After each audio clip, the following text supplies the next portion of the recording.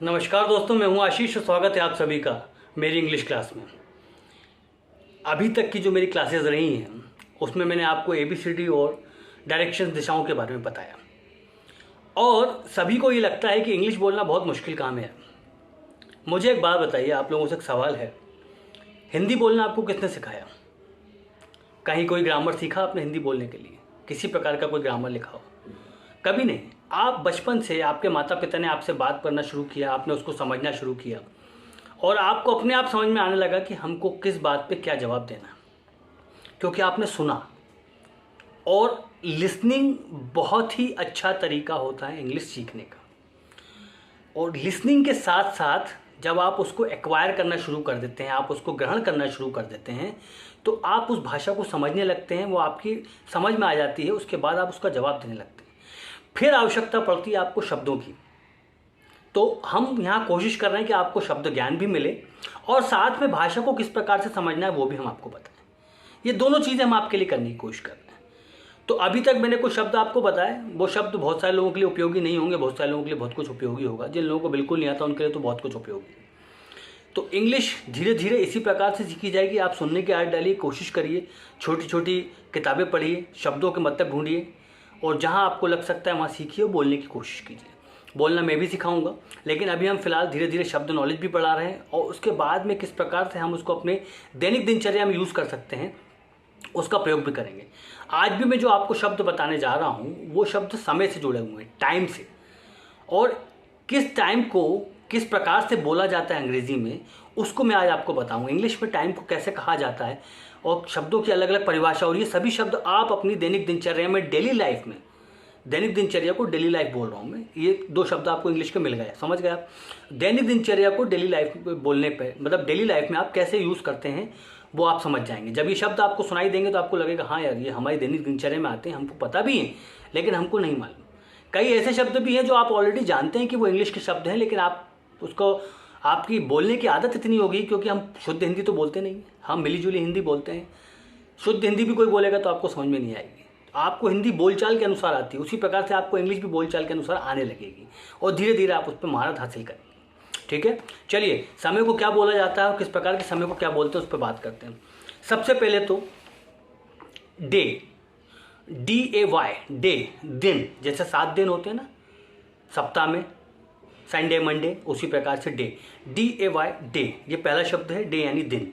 ठीक है, दूसरा शब्द लिख लीजिए नाइट, NIGHT, नाइट, नाइट यानी कि रात। ठीक है, तीसरा शब्द लिखिए मॉर्निंग, MORNING,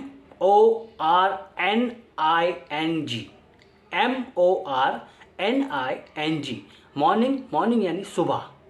आप गुड मॉर्निंग बोलते होंगे, विश करते हैं सभी को, तो मॉर्निंग यानी सुबह, प्रातःकाल, भोर का समय।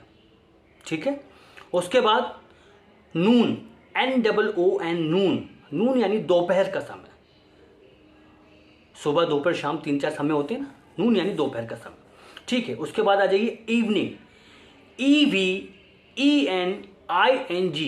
Evening, EVENING, evening, evening, evening यानी शाम को समय, शाम का समय, संध्या का समय। ठीक है, उसके बाद फिर yesterday, YESTERDAY, yesterday, YESTERDAY, yesterday यानी कि बीता हुआ कल। 3 प्रकार के कल होते हैं, बीता हुआ कल, आने वाला कल, ये 2 हो गए, और एक आज जो फिर कल हो जाएगा, इसलिए मैं इसको कल बोल रहा हूँ, वरना आप कहेंगे कि 2 प्रकार के कल होते हैं, आपने 3 बता दिए। ठीक है, यस्टरडे यानी बीता हुआ कल, tomorrow, TOMORROW, tomorrow, TOMORROW, tomorrow यानी आने वाला कल, जो कल आएगा।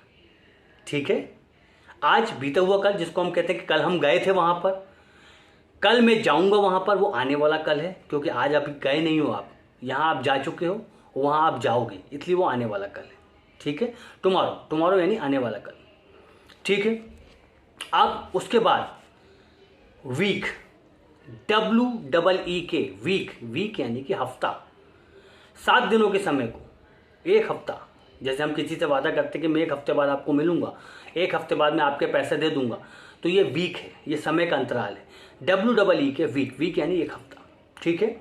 इसके बाद आ जाइए मंथ, MONTH, मंथ यानी महीना, माह, 1 महीना यानी 30 दिन की अवधि महीना कहलाती है, ठीक है। इसके बाद आ जाइए ईयर, YEAR, ईयर, ईयर यानी साल, ईयर भी बोलते हैं, ईयर भी बोलते हैं, कई लोग आर साइलेंट रहता है, लेकिन आप ईयर बोलिए, वो प्रोनाउंसिएशन में आपको दिक्कत आएगी। YEAR, ईयर यानी वर्ष, यानी साल का समय, 365 दिन का समय। इसी ईयर में एक समय शामिल है लीप ईयर, LEAP, ईयर से पहले LEAP, लीप लगा दीजिए तो वो लीप ईयर हो जाएगा। और लीप ईयर कौन सा समय होता है, आपने देखा होगा 4 वर्ष में एक बार फरवरी 29 दिन की पड़ती है, उस वर्ष में 366 दिन होते हैं, तो जो 4 वर्ष में फरवरी 29 दिन की पड़ती है और वो 366 दिन का साल होता है, उसको कहते हैं हम लीप ईयर, ठीक है। उसके बाद आ जाइए वीकेंड, WEE के वीक यानी हफ्ता, और एंड, END, एंड यानी कि सप्ताह का अंत, सप्ताहांत, जो सप्ताह जहाँ पर अंत हो रहा हो, 7 दिन का जो सप्ताह समाप्त होता है, उसको वीकेंड कहते हैं। कई लोग सुना होगा आपने, वीकेंड में छुट्टियों पे जाते हैं, ठीक है ना। उसके बाद आ जाइए weekday, WEEKDAY, weekday यानी सप्ताह का कोई भी दिन। हम बात करते कह सकते हैं कि हम सप्ताह के किसी भी दिन आ जाएंगे, समय मेंशन करने की जरूरत नहीं, बुधवार, गुरुवार, शुक्रवार, कोई भी दिन, हफ्ते में कोई भी दिन आ सकते हैं, तो वो weekday, WEEKDAY, weekday यानी हफ्ते का दिन। उसके बाद फोर्टनाइट, आर साइलेंट रहेगा, फोर्टनाइट, FORTNIGST, फोर्टनाइट, फोर्टनाइट यानी 15 दिन का समय, पखवाड़ा जिसको कहते हैं हम, 15 दिवस का जो समय होता है उसको फोर्टनाइट कहा जाता है इंग्लिश में, ठीक है। इसके बाद आ जाइए डिकेड, DECADE, डिकेड, डिकेड यानी होता है 10 वर्ष का समय, एक दशक, 10 सालों के जो समय को कहते हैं डिकेड, हम कहते हैं एक डिकेड हो गया यानी 10 साल हो गए, डिकेड 10 वर्षों का समय, ठीक है। आगे आइए century, CENTURY, century, CENTURY, century.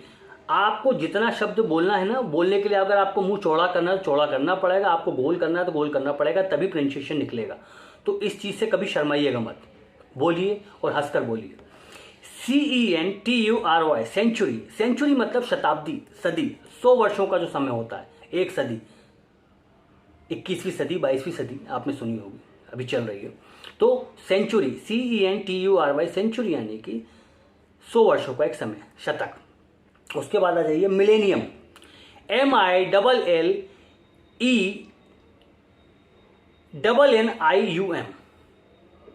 Millennium, MILLENNIUM, millennium मतलब आप एक तरीके से शतयुग कह लीजिए इसको,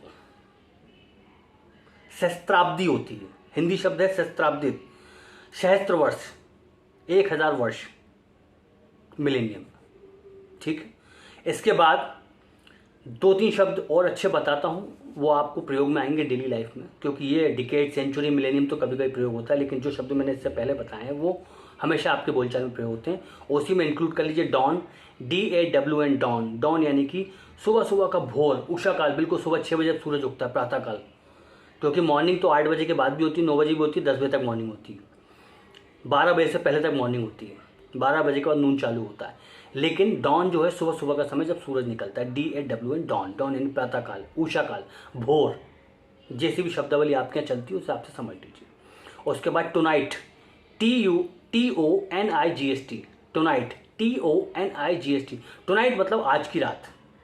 अगर हम किसको कहेंगे कि आज की रात मुझे शादी में जाना है तो टुनाइट, आज जाएंगे आप, ठीक है।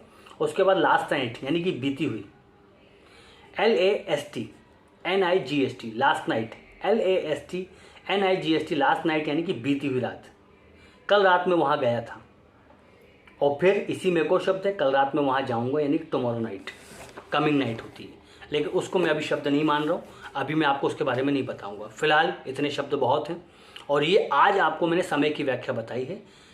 इससे जुड़ा कोई जानकारी, कोई परेशानी हो तो मुझे बिल्कुल कमेंट करके पूछिएगा, मैं बताऊँगा। और इन शब्दों को अपने दिमाग में बिठा लीजिए। अभी इंग्लिश इतनी बोरिंग नहीं है जितनी आपको लगती है, धीरे धीरे हम इसको पिकअप कर लेंगे यार बहुत आसानी से। और मेरी क्लास बिना बोर्ड बिना उसकी है। आप इसको डायरी में नोट करिए, कॉपी में नोट करिए, अपने हिसाब से जैसा आपको लगता है वैसा करिए, एंजॉय करिए, अच्छे से पढ़िए, अच्छे से समझिए। ठीक है, चलिए मिलते हैं अगली क्लास में किसी और नई जानकारी के साथ। तब तक के लिए धन्यवाद।